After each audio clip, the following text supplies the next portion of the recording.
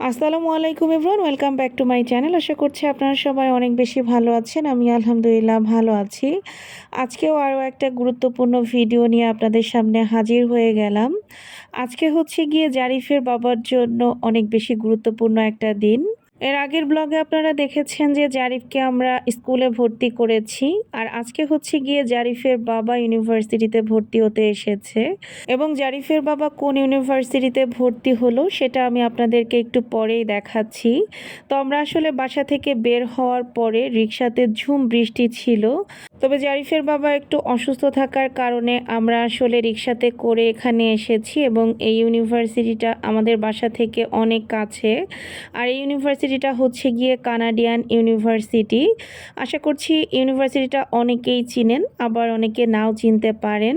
আর এই ইউনিভার্সিটিটার লোকেশন হচ্ছে গিয়ে এখন বর্তমানে ব্র্যাক ইউনিভার্সিটির যে পার্মানেন্ট ক্যাম্পাসটা হয়েছে তার ঠিক একটু পরেই এই ইউনিভার্সিটিটা। আর কানাডিয়ান ইউনিভার্সিটির পার্মানেন্ট ক্যাম্পাস এটাই। আর জারিফের বাবা আসলে বাংলা কলেজ থেকে পলিটিক্যাল সায়েন্সে অনার্স এবং মাস্টার্স শেষ করেছে আরও অনেক বছর আগেই। তো জারিফের বাবার আসলে অনেক দিনের ইচ্ছা ছিল এমবিএ করার। তো এখানে আজকে জারিফের বাবা ইএমবিএতে ভর্তি হতে এসেছে। এটাকে এক্সিকিউটিভ এমবিএ বলে। আর যারা আসলে চাকরি করে তারা সবাই ইএমবিএটাই করে। তো যাই হোক, এখানে আসার পরে আমাদেরকে কফি খেতে দিয়েছিল। আমি আর জারিফ কফি খেয়েছিলাম। আর জারিফের বাবা যেহেতু গতকালই দাঁত তুলেছে, তো সেজন্য ও আর কফি খেতে পারেনি। তো আজকে আমরা এখানে ওর ভর্তির সব ধরনের কাজ সম্পূর্ণ করে যাই আলহামদুলিল্লাহ খুব ভালোভাবেই। তো এখানে জারিফের বাবা সবগুলো কাজ ঠিকঠাকভাবে করছিল, আর এদিকে আমি আসলে একটু ভিডিও করাই ব্যস্ত ছিলাম। আর যেহেতু জারিফের বাবার জীবনেও নতুন একটা অধ্যায় শুরু হতে যাচ্ছে, তো সেটারও ভিডিও করব না, সেটা তো হতেই পারে না। তো এখানে একটা টোকেন সিস্টেম ছিল, তো সেটা জারিফ তুলেছিল, আর এখান থেকে আমরা একটা ব্যাগ পাই।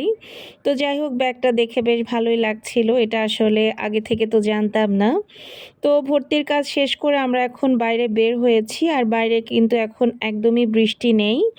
তো তারপরে জারিফের বাবা বলতেছিল যে চলো আমরা রুপটপে যাই। রুপটপে আসলে ইউনিভার্সিটির ক্যান্টিন।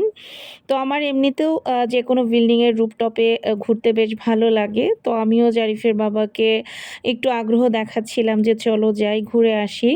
তো আমরা এখন উপরে যাওয়ার জন্য লিফটের সামনে এসে দাঁড়িয়েছিলাম, অপেক্ষা করছিলাম লিফটের জন্য।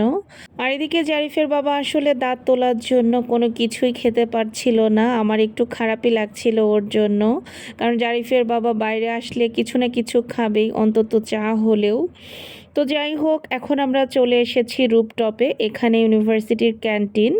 তো এখানে কিছু হালকা পাতলা খাবার ক্যান্টিনে ছিল, আরও কিছু খাবার নাকি শেষও হয়ে গিয়েছে।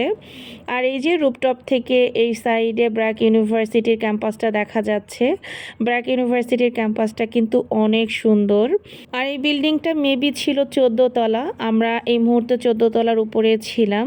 তো এখান থেকে আমার কাছে মনে হচ্ছিল বাড্ডা এবং আফতাবনগর পুরাটাই দেখা যাচ্ছে খুব সুন্দরভাবে। চারদিকে শুধু বিল্ডিং আর বিল্ডিং মনে হচ্ছিল। তো তারপর এখন আমরা নিচে নেমে কানাডিয়ান ইউনিভার্সিটির এক পাশেই বিএফসি রয়েছে। তো আমরা এখন চলে এসেছি বিএফসিতে, কারণ আমার আর জারিফের আসলে একটু ক্ষুধা লেগে যায়। তো জারিফের বাবা খেতে পারবে না বলে আমার অনেক বেশি খারাপ লাগতেছিল। আর জারিফের বাবা আসলে ফ্রাইস টাইপের খাবার খুবই পছন্দ করে।